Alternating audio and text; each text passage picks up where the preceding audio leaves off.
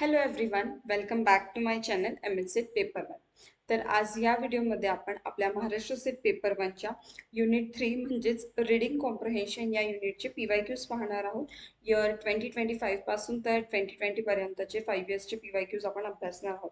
मी यापूर्वीही सांगितलं होतं की मी 1 to 10 युनिट कव्हर केलेले आहेत, बट त्यात युनिट 3 राहिलं होतं कारण त्यात असं थिअरी पार्ट किंवा वेगळं काही नव्हतं. आपण डिरेक्टली PYQs वरूनच हे सॉल्व्ह करणार होतो. त्यावरून आपल्याला कळून जातं की आपण याला वेळ किती देऊ शकतो किंवा क्वेश्चन्स कसे विचारले जातात.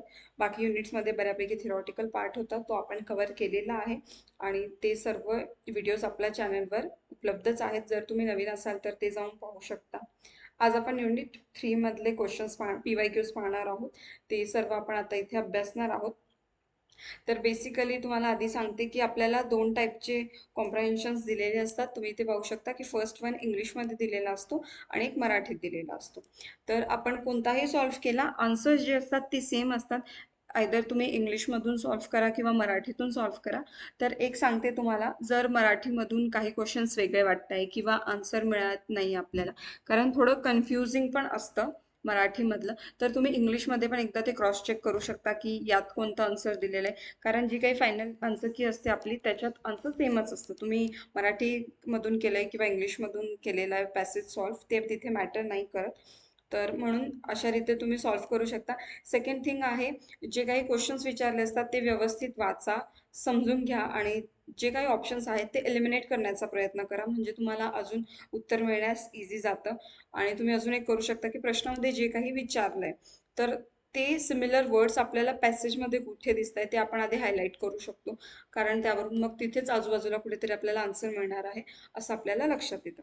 तर हे सांगण्यापेक्षा आता आपण डिरेक्टली सॉल्व्ह करू, म्हणजे तुमच्या व्यवस्थित लक्षात येईल की आपण कशा प्रकारे हे सॉल्व्ह करायचं.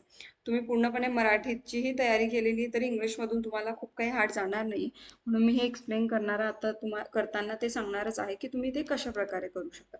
तर हा एक पॅसेज दिलेला आहे, जून 2025चा क्वेश्चन पेपर आहे हा, आणि 11 ते 15 हे क्वेश्चन आपल्याला सॉल्व्ह करायचे आहेत पॅसेजमधून. तर इथे तुम्ही पाहू शकता, आपल्याला प्रश्न विचारला आहे, प्रश्न नंबर 11, की प्रस्तुत उतारातून लेखकाचा लोकप्रिय साहित्याबद्दलचा कोणता दृष्टिकोन लक्षात येतो.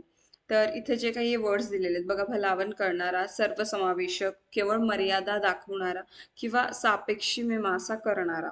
तर हे डिरेक्टली जरा स्टार्टिंगला आपल्याला वाटतंय हे वर्ड्स थोडेसे वेगळे. आता डिरेक्टली आपल्याला कोणी विचारलं सापेक्षी मीमांसाचा मिनिंग सांगा किंवा फक्त भलावण करणारा, तर ह्या गोष्टी जर नाही आल्या लक्षात तर तुम्ही इकडे येऊ शकता. The object of an ergonomist is असं आपल्याला विचारलं आहे. तर आपण डिरेक्टली आता हे फाइंड करण्याचा प्रयत्न करू. इथं जे काही आपल्याला ऑप्शन्स दिलेले आहेत आणि पॅसेजमध्ये आपण हे वर्ड शोधण्याचा प्रयत्न करू. तर इथे जो काही हा एर्गोनॉमिस्ट वर्ड आहे ते आपण पाहू शकतो, त्याचा ऑब्जेक्ट विचारला आहे आपल्याला. तर इथे तुम्ही पाहू शकता,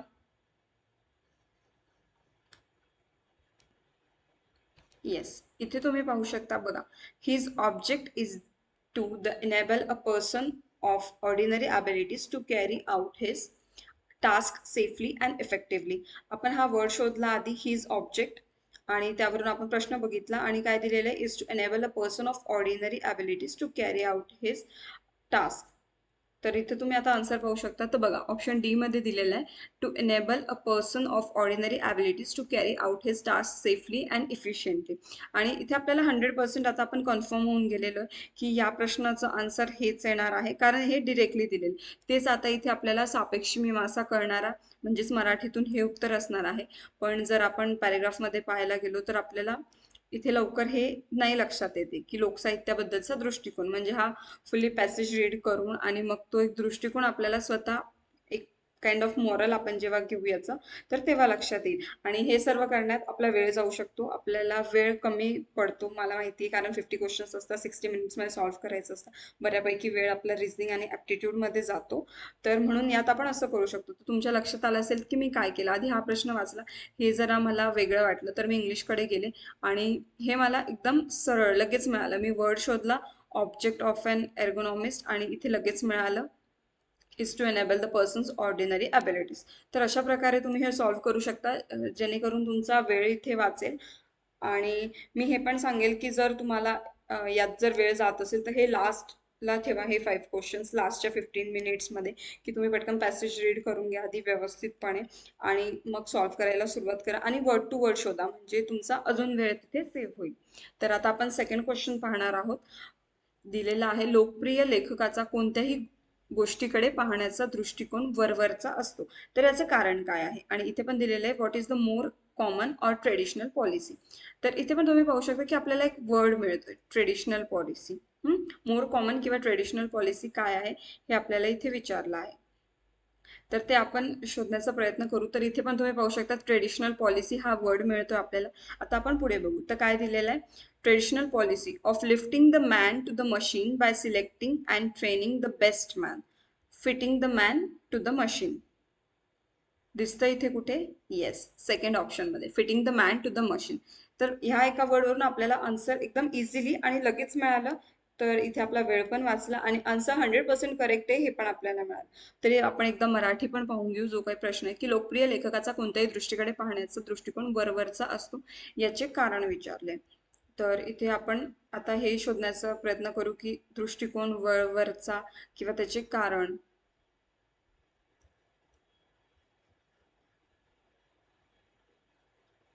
तर येस, आपल्याला हा वर्ड दिसतो इथे, दृष्टिकोन वरवरचा असतो. स्व आणि समाज यापैकी कशाचेही अंतरीकरण करणे त्यांना शक्य होत नसते, म्हणून दृष्टिकोन वरवरचा असतो. इथे आपल्याला हेही लक्षात येत आहे, स्व आणि समाज याच्यापैकी. तर एकदा हे पण क्रॉस चेक करू की बीच आन्सर येतंय का.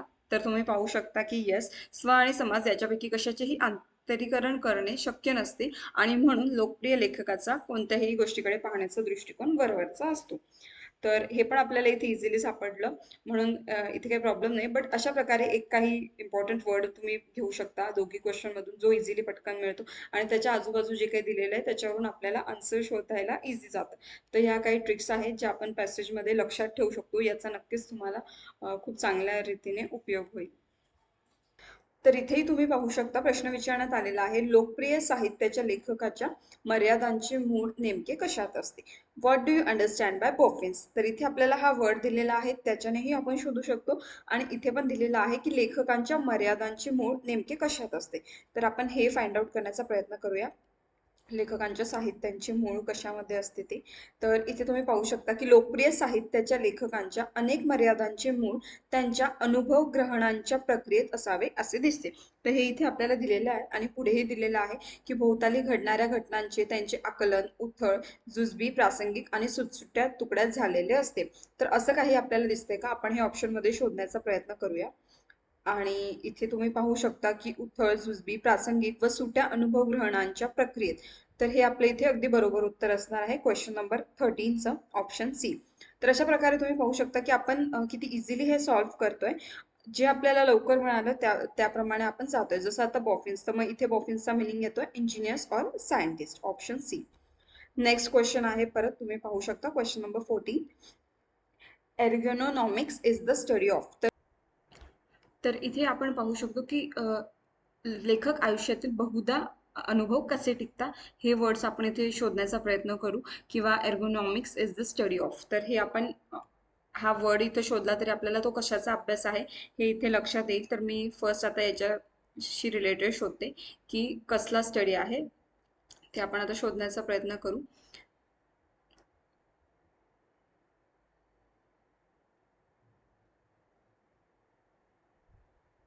तर इथे तुम्ही पाहू शकता की आपल्याला लगेच आन्सर मिळत आहे, that is ergonomics is the study of the relationship between man and his working environment.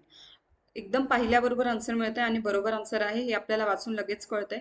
तर तुम्ही इथे पाहू शकता की relationship between man and his working environment. So आपलं ऑप्शन सी हे अगदी बरोबर उत्तर इथे असणार आहे. आणि त्याचप्रमाणे आता याचं पण उत्तर सीच असणार आहे की लोकप्रिय लेखक आयुष्यातील अनुभव बहुधा कसे टिपतात.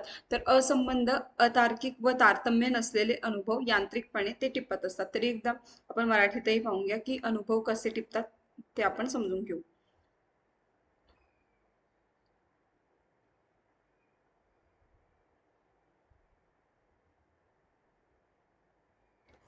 तर इथे तुम्ही पाहू शकता की क्षणचित्रे कॅमेराच्या लेन्समधून टिपावीत तसे लेखक आयुष्यातील बहुधा वेचत असावेत आणि त्यांचा संग्रह करून ठेवत असावेत आणि स्वाभाविकच रंगीबिरंगी व विविधतापूर्ण असावेत. आणि म्हणजे हे रिलेटेड टू तेच दिलेलं आहे. तुम्हाला दिसतंय की अनुभव कसे टिपतात ते दिलेलं आहे, पण एक प्रॉपर आपल्याला इथून लक्षात नाही येते. तरी सर्व अनुभव एकसाथ रंजक असतात आणि महत्त्वाचे मान दिलेले असतात. तर्कसंमती, तारतम्य असं तिथं आपल्याला ते वर्डिंग्स दिसत आहे. आणि इथे तुम्ही पाहू शकता की असंबंध, तारतम्य, अनुभव यांत्रिकपणे टिपतात. तर हे मॅच होते, पण त्यापेक्षा इझी आपल्याला इंग्लिशमधून शोधण्यासाठी जे होतं ते गेलं. तर त्या प्रकारे आपण मॅनेज करून घ्यायचं. जिथे वेळ वाचेल आणि बरोबर ऑप्शन आहे, मिळतंय उत्तर लवकरात लवकर, त्याप्रमाणे आपण सॉल्व्ह करणार आहे. पुढचा प्रश्न दिलेला आहे पुन्हा. An ergonomist himself needs a knowledge of. प्रस्तुत उत्तराच्या आधारे लोकप्रिय साहित्य म्हणजे काय? तर मोस्ट ऑफ दी मराठीमध्ये जो काही लास्ट क्वेश्चन असतो आपला मराठी पॅसेजमध्ये, तो एक kind of personal response question असतो. जे काही पॅसेज आपण रीड केलेला आहे त्याच्यावर आपल्याला PRQ टाईप प्रश्न विचारण्यात येतो. तर ते टोटली आपल्या ॲक्च्युली ते आपल्या समजण्यावर डिपेंड असतो. पण जे उत्तर युनिव्हर्सिटीकडून येतं तेच खरं असतं. तर आता याच्यापेक्षा आधी आपण हे सॉल्व्ह करण्याचा प्रयत्न करू की एर्गोनॉमिक्सला कशाचं नॉलेज गरजेचं आहे असं इथे विचारलं आहे. तर हे आपण पाहू शकतो की नॉलेज वर्ड इथे आपण शोधण्याचा प्रयत्न करू आपल्या पॅसेजमध्ये. तर इथे तुम्ही पाहू शकता लगेच मिळतंय आपल्याला. The ergonomist himself needs a knowledge of number of sciences and techniques in order to carry out his work. तर काय number of science and technique related something काहीतरी आहे. तर पहिलंच ऑप्शन दिलेलं आहे a number of sciences and techniques. म्हणून option हे आपलं अगदी बरोबर उत्तर इथे असणार आहे. आणि त्याचप्रमाणे परिवर्तन, पराडमुख, स्थितीवादी, संकीर्ण व रंजनवादी साहित्य. तर प्रस्तुत उत्तराच्या आधारे लोकप्रिय साहित्य म्हणजे काय हे आपल्याला इथे दिलेलं आहे. ऍक्च्युली हा तेवढा PRQ नाहीये, पण मोस्टली मी तुम्हाला सांगते की पर्सनल रिस्पॉन्स टाईप पण आपल्याला विचारलेले असतात. तर व्यवस्थित प्रश्न रीड करायचा. तर हा पॅसेज आय होप तुम्हाला व्यवस्थित कळलं असेल की मी कशा प्रकारे सॉल्व्ह केला, किंवा आपण कुठे किती वेळ दिला पाहिजे, इंग्लिश आणि मराठीमधून कसं जम्प करून आपण जे इझी आहे किंवा ज्याचं लवकर उत्तर मिळतंय ते सॉल्व्ह करण्याचा प्रयत्न कसा केला पाहिजे हे तुमच्या लक्षात आलंच असेल. आता आपण नेक्स्ट पॅसेज पाहणार आहोत जो एप्रिल 2024चा आहे. सेम आहे, इंग्लिश आणि मराठी दोन पॅसेजेस दिलेले आहेत आणि त्यावर आपल्याला क्वेश्चन्स विचारलेले आहेत. तर ते आता आपण सुरू करणार आहोत.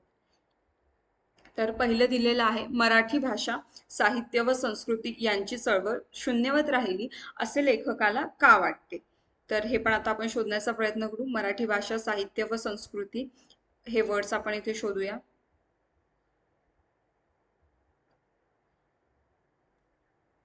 तर इथे दिसतंय की मराठी भाषा, साहित्य व संस्कृती यांची चळवळ शून्यवत राहिली.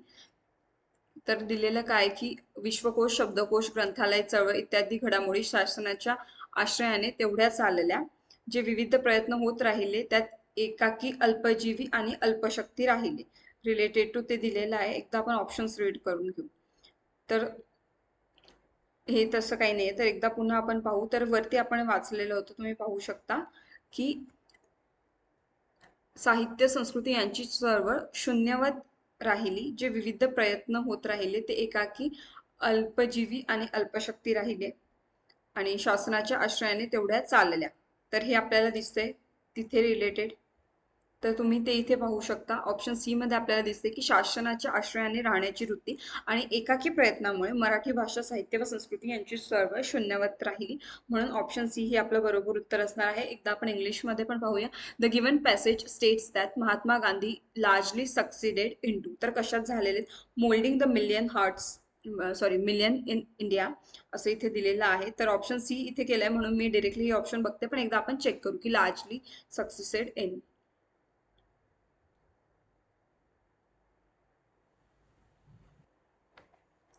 तर इथे तुम्ही पाहू शकता he sought the mould the millions and largely succeeded in doing so. आणि तेच आपलं इथे ऑप्शन आहे. तुम्ही पाहिलं की moulding the millions in India. तर अशा प्रकारे इम्पॉर्टंट वर्ड्स घ्या, त्याच्या रिलेटेड तिथं शोधण्याचा प्रयत्न करा. उत्तर आपल्याला नक्कीच लवकर मिळतं. फक्त शांततेत शोधा, कारण पॅसेजेसमध्ये कन्फ्युज होण्याचे चान्सेस असतात. पण व्यवस्थित जर केलं तर नक्कीच आपल्याला लवकर आन्सर हे मिळत असतं. आता पुढचा प्रश्न आपण पाहणार आहोत. क्वेश्चन नंबर 12 आहे 2024च्या क्वेश्चन पेपरमधून. What do you understand by the phrase get to be read off? किंवा साहित्य महामंडळ, साहित्य परिषदा यांनी काय करणे अपेक्षित आहे? तर इथे जर आपण पाहिला क्वेश्चन नंबर 12, तर आपल्याला विचारलंय की याचा अर्थ काय, get to be read off. तर आपण हे बऱ्याच वेळा ऐकलं बी असेल, म्हणजे इथे या क्वेश्चनचा आन्सर फाइंड करायची गरजही नाहीये. मिनिंग आपल्याला माहिती, गेट रीड ऑफ म्हणजे कशात तरी पासून आपण सुटका जेव्हा घेत असतो की सुटका मिळाली, रिलीज झालो आपण काइंड ऑफ, तर त्याला आपण म्हणत असतो to be get read off. आणि तेच आपल्याला ऑप्शन ए मध्ये दिसतंय, रिलीज और फ्रीड फ्रॉम समथिंग. फ्रीडमचंच एक फ्रीड आपल्याला तिथे दिलेलं आहे, किंवा रिलीज की सुटका मिळाली कशापासून तरी. तर हे आन्सर डिरेक्टली मिळत आहे. जर आपल्याला याचा मिनिंग माहिती असेल तर जास्त शोधण्याची गरज नाहीये. तरी आपण एकदा मराठी आन्सर पण चेक करू. साहित्य महामंडळ, साहित्य परिषदा यांनी काय करणे अपेक्षित आहे. तर याचं जर ए आलंय तर याचा पण ऑप्शन एच येणार आहे. गटागटांचे हितसंबंध न पाहता संस्थात्मक पातळीवर दीर्घ मुदतीचे विधायक भाषिक राजकारण करणे. तर एकदा आपण पाहू की साहित्य महामंडळ, साहित्य परिषदा याच्याशी रिलेटेड आपल्याला इथे दिलेलं आहे काही. तर त्यावरून आपलं आन्सर एकदम बरोबर आहे ते लक्षात येऊन जाईल. तर हे बघा, साहित्य महामंडळ किंवा विविध साहित्य परिषदांनी गटवाल्या पठ्याला अध्यक्ष करण्यासाठी किंवा भाषिक राजकारण, तर हे आपल्याला दिसतंय इथे की, तर ते आपला आन्सर मॅच होतंय का, जस्ट आपण एक क्रॉस चेक करू. तर येस, गटागटातले हितसंबंध न पाहता संस्थात्मक पातळीवर दीर्घ मुदतीचे विधायक भाषिक राजकारण करणे. पुढचा प्रश्न पाहणार आहोत. What did Mahatma Gandhi represent. आणि इथे दिलेलं आहे, मराठीतील साहित्यिक चळवळींनी कोणते कार्य करायला हवे. तर महात्मा गांधीजींनी काय रिप्रेझेंट केलं ते आपल्याला इथे विचारलं आहे. तर इथे शोधूया. बघा, तर इथे दिसतंय, ही रिप्रेझेंटेड म्हणजे Mahatma Gandhi represented the spirit and honour of India. लगेच आन्सर मिळत आहे, एकदम इझिली मिळालंय त्याचं. आणि तुम्ही इथे पाहू शकता की option number D, the spirit and honour of India, हे या प्रश्नाचं उत्तर आहे. आणि त्याचप्रमाणे मराठीतील साहित्यिक चळवळींनी कोणते कार्य करायला हवे होते. तर मराठीची साहित्यिक व तात्विक चर्चा सार्वजनिक करणे हे कार्य करायला हवे होते, म्हणून ऑप्शन डी हे बरोबर उत्तर इथे असणार आहे.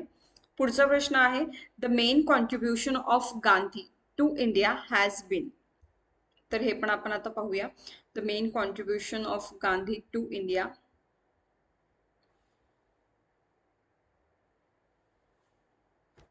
तर इथे पाहू शकता दिलेलं आहे, the main contribution of Gandhi to India and the Indian masses has been through the powerful movements that he launch through the National Congress. Powerful movements त्यांनी लॉन्च केल्या काँग्रेसच्या मदतीने, ते दिलेलं आहे आपल्याला. आणि तुम्ही इथे पाहू शकता, the powerful movements, option B question number 14चं हे बरोबर उत्तर इथे असणार आहे. त्याचप्रमाणे पुस्तक परीक्षेने 200 शब्दात मागणारे बहादर कोण. तर ते इथे दिलेलं आहे, वृत्तपत्रांचे संपादक. हे पण तुम्ही क्रॉस चेक करू शकता. जिथून इझिली आन्सर मिळतं तेच तुम्ही लवकर करा, असं मी तुम्हाला इथे सांगेल. आणि नंतर दिलेलं आहे, what do you think is the correct meaning of the term bourgeois. तर याचं मिनिंग आपल्याला विचारलं आहे. आणि त्याचप्रमाणे प्रस्तुत लेखातून लेखक मराठी भाषेबाबतची स्थिगती मांडताना प्रामुख्याने काय सुचव पाहत आहेत असं विचारलं आहे आपल्याला. तर याचं जे मिनिंग आहे ते आहे, middle class and conventional, conservative and materialistic value, option C. आणि म्हणून याचे येईल की भावनिक टाहू न फोडता विधायक चळवळीतून भाषेचे पर्यायी राजकारण करणे. तर एकदा क्रॉस चेक करू आपण की मराठी भाषेबाबतची स्थितीगती मांडताना प्रामुख्याने काय सुचव पाहतायत. तर इथे तुम्ही मराठी आपला जो काही उतार आहे त्याच्यात पाहू शकता की एकूणच भाषा प्रेम हा टाहो फोडण्याचा विषय न होता ती विधायक चळवळ होणे हे एक भाषेचे पर्यायी राजकारण ठरू शकते. तर या गोष्टी म्हणून आपल्याला ते आन्सर इथे मिळत आहे. आणि म्हणून आपलं ऑप्शन सी हे अगदी बरोबर उत्तर इथे असणार आहे. तर जो तुम्ही इथे पाहू शकता, एक इंग्लिश दिलेला आहे रिलेटेड टू पॉलिटिकल एज्युकेशन, आणि एक वाङ्मयाची वर्गवारी केवळ त्याच्या अभ्यासावरून होत नाही तर रिलेटेड टू ते दिलेलं आहे. आणि आता आपण क्वेश्चन पाहूया पहिला की यात काय विचारलं आहे आपल्याला. तर इथे तुम्ही पाहू शकता, क्वेश्चन नंबर 11 विचारला आहे आपल्याला, अनुभवांची कलात्मक अभिव्यक्ती म्हणजे साहित्य असले तरी कोणतीही अभिव्यक्ती ललित साहित्य होत नाही. तर आपल्याला हे एक सेंटेन्स दिलेला आहे, ज्यात तुम्ही पाहू शकता की कॉमा दिलेला आहे, म्हणजे हे एक पूर्वार्ध विधान म्हणू शकतो आपण, आणि हे एक उत्तरार्थ. तर दोन सेंटेन्सला जॉईन केलेला आहे. आणि त्यातून ऑप्शन्स दिलेले आहे की संपूर्ण विधान बरोबर आहे, किंवा संपूर्ण चूक आहे, किंवा पूर्वार्ध म्हणजे जे काही आधीचं आहे ते बरोबर आहे आणि नेक्स्ट चुकीचं आहे. तर या ऑप्शन मधून आता आपण शोधण्याचा प्रयत्न करूया. त्याप्रमाणेच आपल्याला इंग्लिशमध्ये विचारलं आहे, the word what is nearly opposite in the meaning of defile. एक वर्ड दिलेला आहे आपल्याला डिफाईल, आणि त्याचं अपोजिट आपल्याला शोधायचं आहे.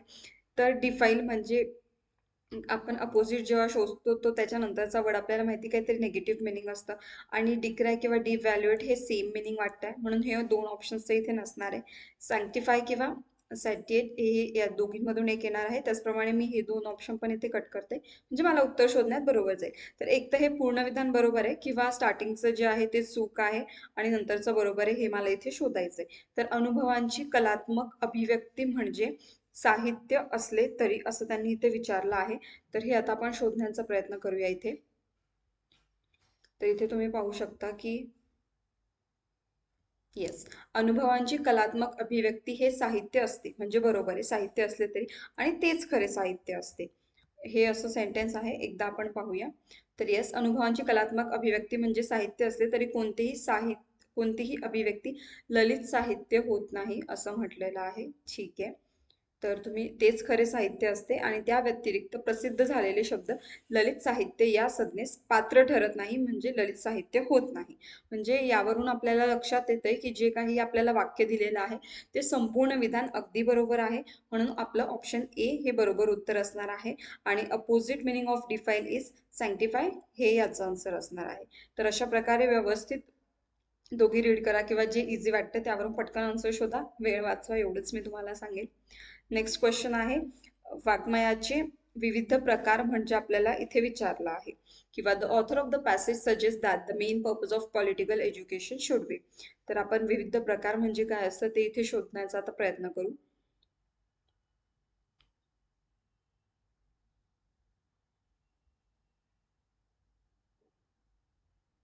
तर इथे म्हटलं आहे की वाङ्मयाची वर्गवारी केवळ त्याच्या अभ्यासासाठी होत असते, म्हणजे अभ्यासासाठी, अध्ययनासाठी होत असते.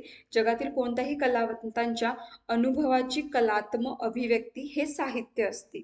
लक्षात ठेवा, अनुभवांची कलात्मक अभिव्यक्ती हे साहित्य असते आणि त्याच्या अभ्यासासाठी ती होत असते आणि तेच खरं साहित्य असते असे आपल्याला म्हटलेले आहे. तर इथे तुम्ही पाहू शकता की कलात्मक अभिव्यक्तीची व्यवस्था आणि अध्ययनासाठी केलेली व्यवस्था, तिथे मी म्हटलं होतं की अभ्यासासाठी म्हणजेच अध्ययनासाठी केलेली व्यवस्था. तर ऍक्च्युली हे दोघेही ऑप्शन इथे बरोबर आहेत. तर जेव्हा 2023 मध्ये ज्याने कोणी पेपर दिला असेल, आय मीन जर रिपीट करत असणार किंवा तुम्ही आन्सर की पण पाहू शकता, तर हे दोघंही ऑप्शन इथे बरोबर दिलेले आहेत. जर तुम्ही ए पण टिक केलं असेल तरी तुम्हाला मार्क्स मिळतील किंवा सी पण टिक केलं असेल दोघींमधून एक, तर आपल्याला इथे मार्क्स मिळतील. आणि यावरून लक्षात येतं की वाङ्मयाचे विविध प्रकार म्हणजे कलात्मक अभिव्यक्तीची व्यवस्था आणि अध्ययनासाठी केलेली व्यवस्था, हे दोघंही ऑप्शन इथे अगदी बरोबर उत्तर आहे. तर अशा प्रकारे ऍक्च्युली मोस्टली नाही होत, पण कधीतरी क्वेश्चन्समध्ये पण चुका होतात किंवा ऑप्शन्स पण डबल असतात, तर त्याप्रमाणे आपले आन्सर शीट येत असते. म्हणून प्रश्न व्यवस्थित वाचायचा आणि आन्सर हे सॉल्व्ह करायचं. आपण काही तिथे दोन गोळे नाही भरणार एक्झाममध्ये, पण तरी जे काही उत्तर आहे, जे बरोबर वाटते ते व्यवस्थित करणं आपलं काम आहे. नेक्स्ट क्वेश्चन आहे, माणसाला इतिहासाकडे बघण्याची दृष्टी कशामुळे प्राप्त झाली. तर हे आता आपण शोधण्याचा प्रयत्न करू की माणसाला इतिहासाकडे पाहण्याची दृष्टी कशामुळे प्राप्त झाली. तर इथे तुम्ही पाहू शकता, माणसाला समाज आणि निसर्ग आणि व्यक्तीकडे, निसर्ग आणि इतिहासाकडे बघण्याची एक दृष्टी दिलेली असते. तर एका समाजात भिन्न भिन्न व्यक्तींचे व्यक्तिमत्व सारखे नसते, किंवा आपण इथून घेऊया की त्याच्या विकासाच्या प्रत्येक अवस्थेने त्यात राहणाऱ्या माणसाला समाज आणि व्यक्ती आणि निसर्ग आणि इतिहासाकडे बघण्याची दृष्टी एक दिलेली असते. तर विकासाच्या प्रत्येक अवस्थेने दिलेली असते. तसं काही दिलंय का आपण पाहू. तर येस, सामाजिक परिवर्तन होत असतं, विकास होत असतो आणि त्या अवस्थेनेच माणसाला इतिहासाकडे बघण्याची दृष्टी प्राप्त झालेली आहे. म्हणून ऑप्शन बी हे या प्रश्नाचं अगदी बरोबर उत्तर इथे असणार आहे. पुढचा प्रश्न आहे, अभिनत्व हे मानवी व्यक्तिमत्वाचे अनन्यसाधारण वैशिष्ट्य असून ते नैसर्गिक, संचित आणि अर्जित गुणांनी युक्त असते. तर हे पण एक सेंटेन्स दिलेलं आहे आणि ते पूर्णपणे बरोबर आहे किंवा काय, तर हे आपल्याला इथे फाइंड आउट करायचं आहे.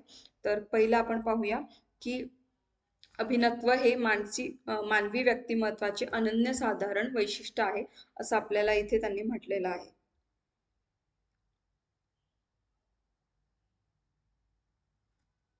तर बघा, एका समाजातील भिन्न भिन्न व्यक्तींचे व्यक्तिमत्व एकसारखे नसते, कारण नैसर्गिक काही गुण संचित असतात आणि आपले स्वतःचे अर्जित गुण आणि जीवन दृष्टी मिसळतात. तर एकसंध व्यक्तिमत्वाला विविध आकार त्याच्यामुळे प्राप्त होत असतात, असं इथे म्हटलेलं आहे. आणि हे एक अनन्यसाधारण वैशिष्ट्य आहे असं त्यांनी इथे म्हटलेलं आहे. पण आपण वाचतो त्यावरून लक्षात येतं की नाही, ते नैसर्गिकरित्या प्राप्त होत असतात. प्रत्येक व्यक्तीमधले जे काही वैशिष्ट्य वगैरे असतात ते. तर हे जे काही आपलं स्टार्टिंगचं सेंटेन्स आहे आधीचं, ते चुकीचं आहे. तर पूर्वार्ध चूक इथं आपल्याला दिसतंय ऑप्शन डी मध्ये. पण आपण पुढचं अजून चेक नाही केलेलं आहे, म्हणून आपलं ऑप्शन बी पण येऊ शकतं. एकदा ते पाहू. ते नैसर्गिक संचित आणि अर्जित गुणांनी युक्त असते. तर मी तुम्हाला आधी सांगितलं की तिथे दिलेलं आपल्याला नैसर्गिक संचित आणि अर्जित गुणांनी युक्त असते. म्हणजे जे काही फर्स्ट सेंटेन्स आहे पूर्वार्ध ते चूक आहे आणि उत्तरार्ध बरोबर आहे. म्हणून ऑप्शन डी हे या प्रश्नाचं अगदी बरोबर उत्तर इथे असणार आहे. पुढचा प्रश्न आहे, कलेचा ऱ्हास केव्हा होतो? तर या प्रश्नाचंही उत्तर ऍक्च्युली इथे दोन बरोबर दिलेलं आहे, ऑप्शन बी आणि ऑप्शन सी. जेव्हा ती शास्त्रात मानली जाते आणि जेव्हा कलेची वर्गवारी होते तेव्हा कलेचा ऱ्हास होत असतो. इथे पण तुम्ही पॅरेग्राफ मध्ये पाहू शकता की जेव्हा शास्त्र असू शकत नाही आणि अशी शास्त्रे निर्माण केली तर भाषा मृतपाय झाल्या, म्हणजे ती शास्त्रात बांधली गेली, हे आपल्याला इथे दिलेलं आहे. आणि त्याचप्रमाणे जेव्हा कलेची वर्गवारी होते तेव्हा कलेचा ऱ्हास होतो. म्हणून ऑप्शन बी आणि सी इथे हे दोघंही ऑप्शन बरोबर असणार आहेत क्वेश्चन नंबर 15. पुढचा पॅसेज दिलेला आहे सप्टेंबर 2021चा पॅसेज आहे. तर त्याच्यावर जे काही प्रश्न विचारण्यात आलेले आहेत ते आता आपण इथे अभ्यासणार आहोत. क्वेश्चन नंबर 11 आहे, भारतीय संस्कृती वैशिष्ट्यपूर्ण असल्याचे कारण काय आहे असं आपल्याला इथे विचारलं आहे. तर जेव्हा तुम्ही हा पॅसेज व्यवस्थित रीड करणार तर तेव्हा तुमच्या लक्षात येईल की आपल्याला टोटली भारतीय संस्कृतीविषयी यात सांगितलं आहे की कशी आपल्यात युनिटी आहे आणि सर्व ज्या काही संस्कृती वगैरे ते फॉलो करून कशी एकमेव द्वितीयता आहे हे आपल्या लक्षात येईल. आणि त्यामुळेच या प्रश्नाचं उत्तर ऑप्शन सी एकमेव द्वितीयता हे अगदी बरोबर उत्तर इथे असणार आहे. त्याचप्रमाणे इथे पाहू शकता, this passage says that the early instrument for measuring earthquake were. तर हा पण पॅसेज जेव्हा रीड करणार तर लक्षात येईल की अर्थक्विक मेजरमेंटसाठी आधी एक इन्स्ट्रुमेंट केलेलं होतं रॉडशी संबंधित काहीतरी, पण ते इनफ नव्हतं चेक करण्यासाठी, नॉट सेन्सिटिव्ह इनफ, म्हणून मग त्यांनी न्यू इन्स्ट्रुमेंट तयार केलं रिलेटेड टू ते आहे. म्हणून ऑप्शन सी इथे या प्रश्नाचं बरोबर उत्तर असणार आहे. पुढचा प्रश्न आहे, the author says that it was necessary to invent instrument to observe an earthquake because. पाश्चिमात्य राष्ट्रे नेहमी बकाळ आणि भयग्रस्त जीवन जगत असतात कारण त्यांची वाङ्मय निर्मिती नेहमीच राष्ट्रसंघर्षाला प्रोत्साहन देते, असं आपल्याला वाक्य दिलेलं आहे. आणि ते बरोबर आहे का चूक आहे ते आपल्याला चेक करायचंय. तर म्हटलं काय, पाश्चिमात्य राष्ट्र नेहमी बकाळ आणि भयग्रस्त जीवन जगत असतात. तर आता आपण हे इथे पॅसेजमध्ये पाहूया काय दिलेलं आहे आपल्याला.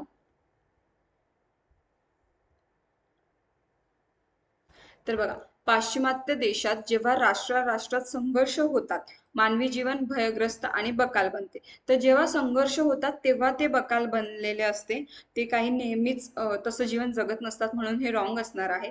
आणि तेव्हा उत्तम दर्जाच्या वाङ्मयीन कलाकृती जन्माला येतात असं म्हटलेलं आहे त्यांनी. तर आपण आपला एकदा प्रश्न पुन्हा पाहूया. कारण त्यांची वाङ्मय निर्मिती नेहमीच राष्ट्रीय संघर्षाला प्रोत्साहन देते, तर असं नाहीये. तेव्हा असं काय होतं, तेव्हा वेगवेगळे वाङ्मय जन्माला येतात असं म्हटलं, म्हणजे हे दोघंही वाक्य इथे पूर्णपणे चूक आहेत.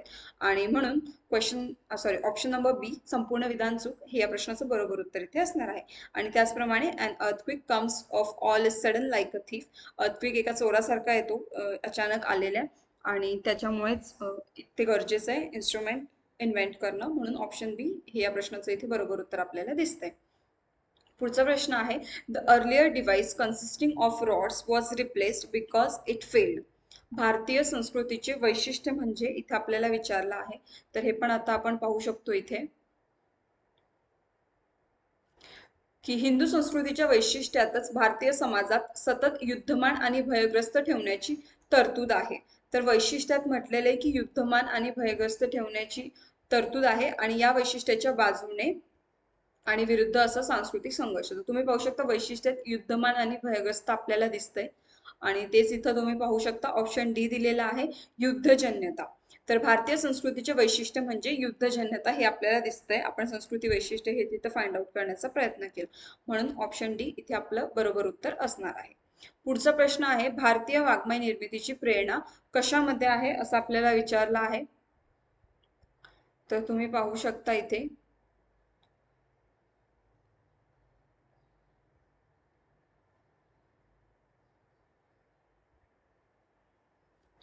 तर आपल्याला दिलेलं आहे वाङ्मय निर्मिती होणे शक्य नव्हते. तर आपण हे आधी रीड करूया. या वैशिष्ट्याच्या बाजूने आणि विरुद्ध असा जो काही सांस्कृतिक संघर्ष भारतीय इतिहासात सुप्त किंवा प्रकटपणे चालू होता आणि आहे त्याला टाळून वाङ्मय निर्मिती होणे शक्य नाही. म्हणजे सांस्कृतिक जो काही संघर्ष आहे तो त्याला टाळून वाङ्मय निर्मिती होणे शक्य नाही असं आपल्याला इथे दिसतंय. तर आपण बघूया. तर यस, ऑप्शन ए आपल्याला दिलेला आहे की संस्कृती संघर्षात प्रेरणा आहे आपल्या भारतीय वाङ्मय निर्मितीची. म्हणून ऑप्शन ए इथे आपलं बरोबर उत्तर असणार आहे. तर अशा प्रकारे जे मला वाटतंय की इथून लवकर आन्सर मिळेल तसं आपण उतारा शोधण्याचा प्रयत्न करतोय. आता दिलेला आहे आपल्याला according to the passage the meaning of the word slumber is. तर स्लम्बर वर्डचा मिनिंग विचारला आहे आणि इथे दिलेला आहे की प्रस्तुत उतारास कोणते शीर्षक अधिक समर्पक आहे. एक PRQ पर्सनल रिस्पॉन्स टाईप वाटते तुम्हाला. पहिलं वाङ्मय दिलेलं आहे म्हणून ते एक बघूया. आणि आता इथे संघर्ष, संस्कृती, इतिहास किंवा तत्वज्ञान असं विचारलं आहे. तर ज्यांना स्लंबरचा पॅसेजवरून मिनिंग कळतोय तर आपण डिरेक्टली सांगू शकतो की ऑप्शन बी स्लीप असणार आहे. आणि त्याचप्रमाणे आपल्याला तुम्ही पाहू शकता की संस्कृतीविषयी इथे बऱ्यापैकी दिलेला आहे आणि त्यामुळे वाङ्मय आणि संस्कृती हे अवतारास जे काही शीर्षक आहे ते अगदी समर्थक असणार आहे. म्हणून ऑप्शन बी हे या प्रश्नाचं बरोबर उत्तर इथे असणार आहे. पुढचा आपला पॅसेज आहे जो 2020 मध्ये विचारण्यात आलेला होता. त्याच्यावरचे आता आपण इथे प्रश्न पाहणार आहोत. प्राणीसृष्टीतून मानवी सृष्टीत येताना माणसाने कोणती गोष्ट गमावली असं आपल्याला विचारलं आहे. तर जेव्हा आपण पॅसेज रीड करतो तेव्हा तुम्ही इथे पाहू शकता की आपल्याला लक्षात येते की माणूस निसर्गसृष्टीतून आणि प्राणीसृष्टीतून मानवी सृष्टीत येत असताना त्याने तो अनेक गोष्टी गमावून बसलेला आहे. तो माणूस होण्यापूर्वी त्याचे निसर्गाशी जे संतुलित आणि सुरक्षित नाते होते ते मानवी सृष्टीने तोडून टाकलेले आहे. तर निसर्गाशी जे संतुलित नाते होते ते तो गमावून बसलेला आहे असं आपल्या इथे लक्षात येतं. आणि त्यावरूनच आपल्याला दिसते की ऑप्शन डी नैसर्गिक संतुलन. तर प्राणीसृष्टीतून मानवी सृष्टीत येताना माणसाने नैसर्गिक संतुलन गमावलं आहे असं आपल्याला इथे दिसतंय. म्हणून ऑप्शन डी हे बरोबर उत्तर आपल्याला इथे मिळतंय. पुढचा प्रश्न आहे, माणूस मानवी सृष्टीकडून पुन्हा प्राणी सृष्टीकडे फिरू शकत नाही. तर याचं कारण काय असेल ते आपल्याला त्यांनी इथे विचारलं आहे. तर याच्याने काय होईल जेव्हा तो मानवी सृष्टीकडून पुन्हा प्राणी सृष्टीकडे जर फिरेल तर, आणि तो नाही वळू शकत. तर इथे आपल्याला पॅसेजमध्ये दिसतंय की बघा, पुन्हा प्राणीसृष्टीकडे परत फिरू शकत नाही कारण फिरणे म्हणजे मानसिक आणि बौद्धिकदृष्ट्या मृत्यू पत्कारणे असते याची मानवाला जाणीव आहे. तर कारण काय आहे, मानसिक आणि बौद्धिकदृष्ट्या काहीतरी ऱ्हास होणार आहे. तर इथं आपल्याला दिसतंय की बौद्धिक ऱ्हास दिसतोय आणि म्हणून ऑप्शन ए हे या प्रश्नाचं बरोबर उत्तर इथे असणार आहे. पुढचा प्रश्न आहे, खऱ्या मानवी अस्तित्वासाठी कशाची आवश्यकता आहे. The attitude of the author towards teachers is असं विचारलंय. आपण ऍक्च्युली आता हे बघू की मानवी अस्तित्व आपल्याला तिथे काय दिलेलं आहे त्यावरून आपण शोधण्याचा प्रयत्न करू. तर जेव्हा तुम्ही हा पॅसेज रीड करणार तेव्हा लक्षात येतं की संशयातीतता, खऱ्या मानवी अस्तित्वासाठी ऑप्शन सी संशयातीतता याची आवश्यकता आहे आणि म्हणून आपलं ऑप्शन सी हे बरोबर उत्तर इथे असणार आहे. ऍक्च्युली स्टार्टिंग पासून पूर्ण पॅसेज रीड करणं इथे आपल्याला पॉसिबल नाही आहे. आपण जस्ट एक हे बघतोय की आपण पॅसेजेस कशा प्रकारे सॉल्व्ह करू शकतो लवकरात लवकर ते इथं शिकतोय. तर ह्या क्वेश्चन पेपर्स तुम्ही तुमच्याकडे असतील किंवा डाउनलोड करू शकता आणि त्यावरून पण हे समजण्यास इझी जाईल. मी जस्ट तुम्हाला सांगते की आपण लवकरात लवकर आन्सर कसं फाइंड आउट करू शकतो. माणसाच्या भौतिक गरजा या कशाशी रिलेटेड आहेत ते आपल्याला इथं त्यांनी विचारलं आहे. तर पॅसेजवरून आपल्याला कळतंय की मानवसृष्टी विरुद्ध निसर्ग यांच्याशी संबंधित आहेत. माणसाच्या ज्या काही भौतिक गरजा आहेत त्या इथे तुम्ही पॅसेजमध्ये पाहू शकता की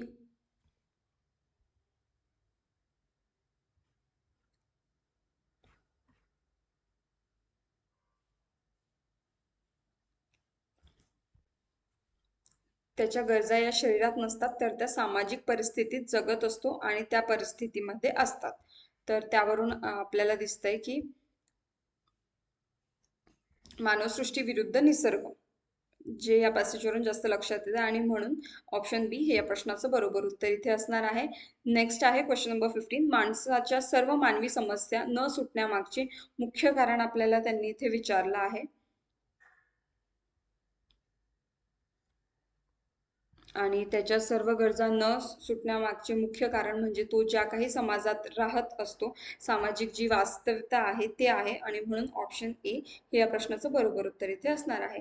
तर आय होप तुम्हाला हे कळालं असेल की आपण इंग्लिश आणि मराठी पॅसेज कशाप्रकारे सॉल्व्ह करतो किंवा वेळ कसा वाचवू शकतो, कोणता प्रश्न आपल्याला लहान वाटतोय किंवा शोधण्याला इझी वाटतोय किंवा त्याच्या रिलेटेड जे काही जवळ आपल्याला आन्सर्स मिळत आहेत त्याप्रमाणे आपण पॅसेजेस सॉल्व्ह करू शकतो. तर हे सर्व तुम्हाला व्यवस्थितरित्या कळालं असेल असं मी म्हणते. आणि जर तुम्हाला काही डाऊट्स असतील तर कमेंट सेक्शनमध्ये नक्कीच कळवा आणि व्हिडिओ आवडला असेल तर लाईक करायला आणि सबस्क्राईब करायला विसरू नका. थँक्यू.